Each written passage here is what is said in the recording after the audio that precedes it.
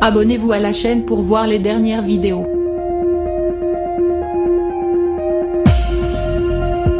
On a échappé de peu à une belle boulette de François Kasbardina ce mardi 20 juillet dans Affaires conclues.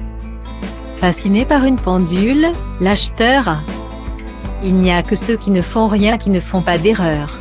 Cette petite phrase, la bande d'acheteurs d'affaires conclues a dû la répéter plusieurs fois à François Kasbardina ce mardi 20 juillet. Le collectionneur semblait avoir craqué pour l'objet qu'avait apporté Victor, un étudiant de 21 ans originaire de Limoges. Pas de porcelaine locale comme l'a si bien souligné Caroline Margeridon, mais une énorme pendule en marbre et bronze d'époque Napoléon. Si l'objet n'était pas d'une rareté absolue, il a tout de même été estimé à 300 € par le commissaire-priseur Delphine Frémaux le Jeune.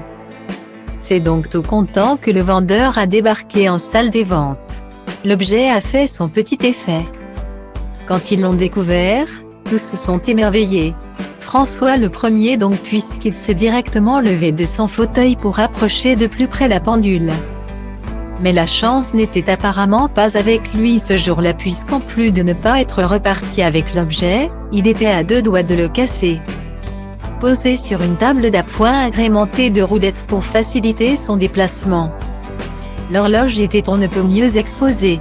Sauf qu'évidemment, François Kasbardina a voulu retourner l'objet dans tous les sens pour être certain de sa valeur et voir s'il ne cachait pas des vices. Jusqu'au quasi-drame. En basculant l'objet, la table n'était plus aussi stable qu'au départ. Les acheteurs ont constaté que la pendule penchait très dangereusement vers le sol.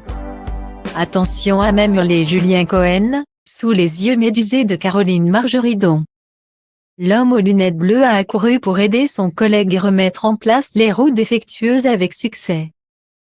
A failli avoir un massacre, a lancé Caroline Margeridon, visiblement soulagée. On comprend mieux pourquoi elle était si contente, puisqu'elle est devenue propriétaire de l'horloge pour la modique somme de 1000 €. Quand on aime, on ne compte pas.